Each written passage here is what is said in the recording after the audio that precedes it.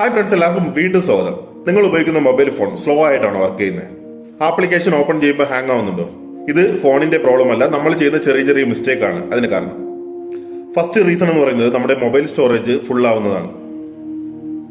80% കഴിഞ്ഞാൽ mobile storage 80% കഴിഞ്ഞാൽ phone automatically slow ആവും. അതുകൊണ്ട് ഫോട്ടോസ്, വീഡിയോസ്, വാട്സ്ആപ്പ് ഫയൽസ് ഒക്കെ അപ്പോൾ നമ്മൾ ഡിലീറ്റ് ചെയ്യണം. സെക്കൻഡ് റീസൺ എന്ന് പറയുന്നത് ബാക്ക്ഗ്രൗണ്ടിൽ റൺ ചെയ്യുന്ന അൺവാണ്ടഡ് ആപ്ലിക്കേഷൻസ് ആണ്. നമ്മൾ യൂസ് ചെയ്യാത്ത ആപ്ലിക്കേഷൻസ് റാം യൂസ് ചെയ്ത് ഫോൺ സ്ലോ ആക്കും. അതുകൊണ്ട് റീസെന്റ് ആപ്സ് ഇടയ്ക്കിടയ്ക്ക് ക്ലിയർ ചെയ്യുക. യൂസ് ചെയ്ത ആപ്സ് നമുക്ക് ആവശ്യമില്ലെങ്കിൽ അൺഇൻസ്റ്റാൾ ചെയ്യുക.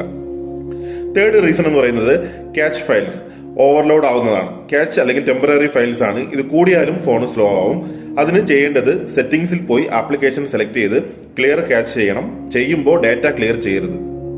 Fourth reason, software update ignore ചെയ്യരുത്.